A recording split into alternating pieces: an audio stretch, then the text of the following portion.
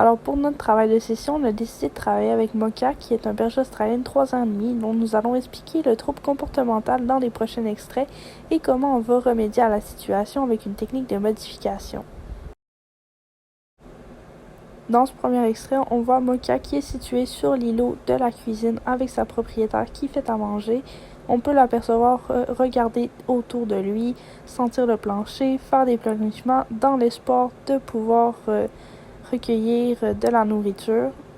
Donc évidemment, ce comportement-là n'est pas apprécié de ses propriétaires puisque non seulement il est encombrant dans l'espace de travail, mais aussi quémander des restants de table n'est pas bon pour lui. On peut ensuite apercevoir que Mocha a le même type de comportement lorsqu'il s'agit des moments de repas à table. Donc il s'empresse de se diriger vers la table à manger et de susciter l'intérêt des gens dans l'espoir de pouvoir recevoir de la nourriture.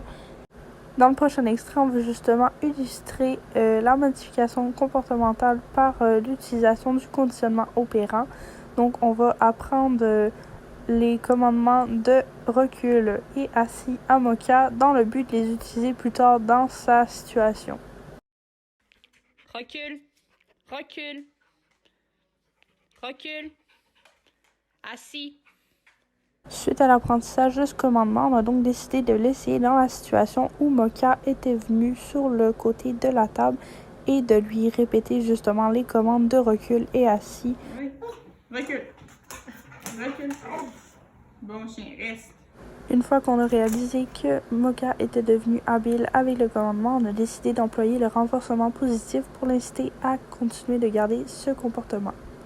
Par la suite, lors d'une autre rencontre, on a décidé de travailler avec la technique du conditionnement opérant, c'est-à-dire que lorsqu'on avait le comportement qui était indésirable, donc Mocha qui venait autour de la table ou de l'îlot, on allait le rediriger vers un autre comportement. Donc dans ce cas-ci, c'était de se reculer et de se coucher dans un endroit qui était approprié, où est-ce qu'on savait qu'il ne serait pas dérangeant pendant l'heure du repas. Couché.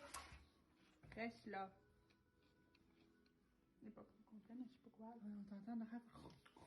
Couché, couché, couché.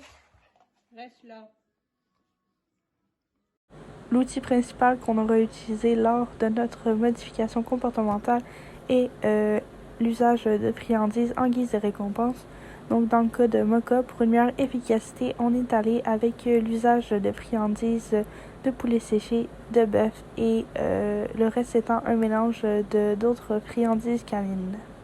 Quelques semaines après le début de l'utilisation des techniques de modification comportementale, on a voulu tester s'il y avait une perte d'intérêt pour Mocha envers la nourriture de table et s'il avait arrêté de quémander ou de tourner justement autour de la table lors des heures de repas. On a donc fait le test en gardant 2 de nos coéquipières à la table en train de manger et l'une avec lui légèrement à l'écart. On a pu déjà témoigner qu'il y avait des progrès.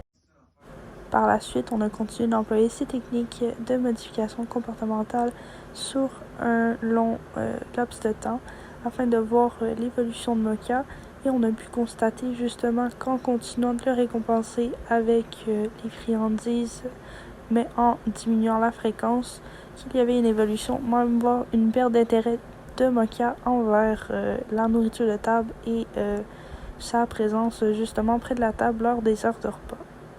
On a donc remarqué qu'il préférait se tenir à l'écart, donc comme par exemple dans le salon ou sur le tapis sur lequel on l'a entraîné, que de venir quémander des restes de table. On espère donc qu'avec la continuation de cette technique de modification comportementale sur Mocha, on va arriver avec l'extinction complète de ce comportement indésirable.